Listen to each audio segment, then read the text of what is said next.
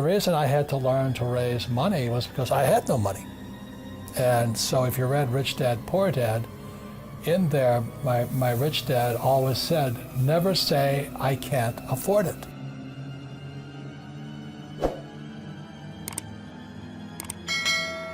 And it was my rich dad and many of my teachers subsequent to that.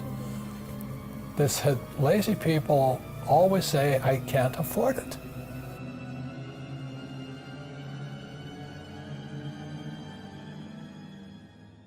So, over my lifetime, I've raised hundreds of millions of dollars. And it's because I didn't have money as a young person that I learned how to raise capital. And it's really quite simple. You have to find an asset that's worth more than me. If they can't invest in me because that's called slavery, buy me, So what I do is, when I started off, I write about it in Fake. I started off looking for this one little piece of real estate. I found an excuse, this 1-bedroom, 1-bath condominium on the beach in Maui. And I found an excuse for people to give me the money. All I had to do is assure them I'd pay them back. So my first deal was an infinite return deal. I had no money in the deal because it was 100% debt. It was an $18,000 condo. You can't touch them for that much anymore. But the economy was bad.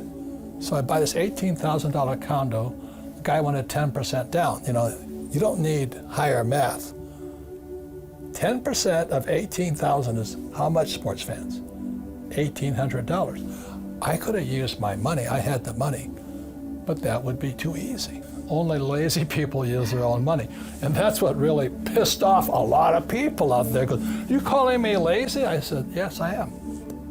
Because you're the same type of person who will say, I can't afford it. I can't do that. That's the problem. It's up here. It's the real estate between this ear and that ear. I can't do that. Most of my family say, I can't afford it. My father taught me to say that. My mother taught me to say that. My rich dad should never say that. Let me ask you this question. You work for the Rich Dad company. How much of my money is in this company? Zero. You want to buy what's real money, and gold and silver are God's money. And what I mean by God's money is that gold and silver were here when the earth was created. The gold, I believe, is atomic number 79, silver is 47. Gold and silver will be here when the cockroaches are dead. And gold and silver will be here long after the dollar and the Canadian dollar and the looney's gone and all this. So I've just been buying gold and silver every chance I got since I was your age. And now I have, now it's a big problem called storage. And I don't keep anything in banks. I've had to fly my gold and silver to, what I say, safe countries. And not because of the country, is America so litigious. So the biggest mistake, so I was doing very well here. This was 1973. I started buying my first deal, and that was an $18,000 deal. $1,800 down, $25 a month, cash flow. That was infinite. So then I kept doing that. I had a lot of property, and then I decided I'd go here. So my first business was a nylon and Velcro surfer wallet business, and it didn't sell. So everybody knows what those wallets are today, but back then, this is 1974 or 5. Yeah, 75. They didn't know what the wallets were. So we were going broke really fast. We bought 100,000 of these wallets from Korea. We shipped it to our warehouse in Long Island, and we were borrowing money from our investors. So we raised about $600,000 to get this little goofy wallet business up. So we were in serious trouble. I owed my father about $200,000. My rich dad was laughing at me. We were going broke so quickly because we couldn't move the wallets, 100,000 of them. They were sitting in this bonded warehouse on Long Island, and nobody would buy them from us. So then, the good thing about stupidity, there it is, makes you smarter. So I started thinking. We started thinking, so what's wrong? And I said, what was happening in the world at that time? All the baby boomers were fat, so they had to start running. So jogging was coming online, and nobody jogged before because, so these guys are all jogging. And then we're reading the paper. We're sitting in Honolulu going broke fast. And we're reading the paper. This jogger went to Golden Gate Park in San Francisco and was jogging around the park. And what the jogger did was he had no place to put his car key. So what did they do? He puts it on the front tire of his car and goes for a jog around the park. So we're reading this newspaper, and voila, when he comes back to his car, the car wasn't there. Oh gosh. So the guy says, they stole my car. Oh my goodness. And so the question was on the headline of the newspaper article, what does a jogger do with their key? And so we sat there and said, oh my God, a problem. A problem. So with that, I designed the shoe pocket, and you can see this picture right here. It's Playboy magazine. I mean, she's a nice-looking young model with nothing on but a shoe pocket. But anyway, so we were going broke so fast by then, but when that picture hit Playboy, suddenly we were geniuses. And everybody started throwing their money at us. And all these products, our wallets were selling, our shoe pockets were selling, investors were happy, and the sales went through the roof. So we were extremely successful. So we went from risk, stupid, smarter, successful. But the problem is how do we finance our inventory? Because the demand was worldwide, and we couldn't keep up with demand. So I borrowed another $100,000. And I went to my CPA, my CFO, Stanley. So I said, Stanley, will this $100,000 solve our inventory problem? He goes, yes, it will. So I gave Stanley the check, and he ran off with it. Oh my goodness. I had no signed documentation. I turned it over to him. He said I owed him the money. So that was one of my first, six-figure, seven-figure mistakes.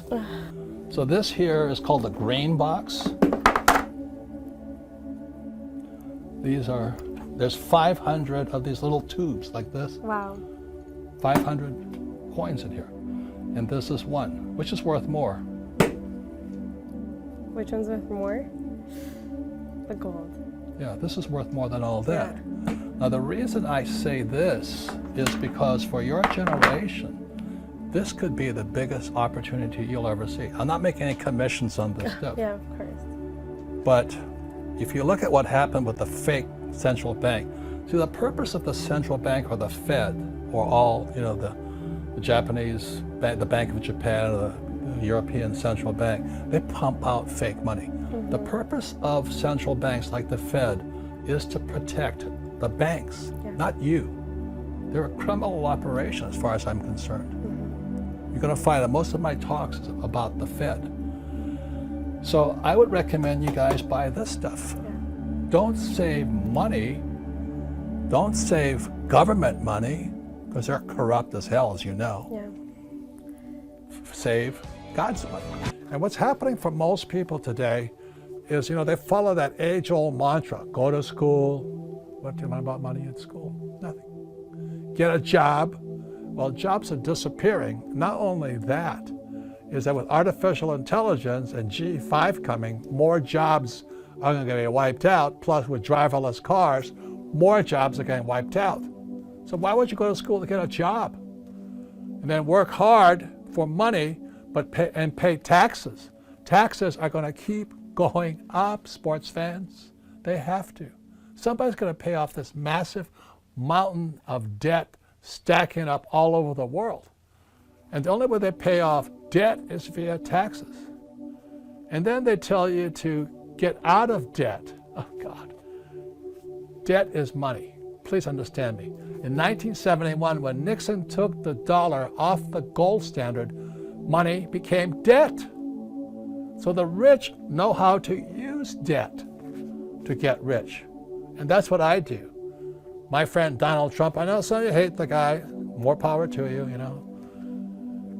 But we use debt as money. And other guys will tell you get out of debt. Well, you choose. The rich use debt to get rich, and the poor and middle class get wiped out because they're in debt. That's because of the lack of financial education. And I tell you, invest for the long term in a well-diversified portfolio of stocks, bonds, mutual funds, and ETFs. The key word in there is invest for the long term. Well, number one is invest in what you love. I love business. I love real estate. I mean, I really love it. I own this building here. And I love gold and silver. So I invest in what I love. Most people say, do what you love, but I rather invest in what I love. But I love being an entrepreneur. I love investing. It's like Shark Tank to me. I'm always looking at new businesses, new deals. It's just a game like this. When you look at the financial statement, that's like your scorecard. It's like your golf scorecard is your financial statement. But as you know, our schools teach us nothing about financial statements.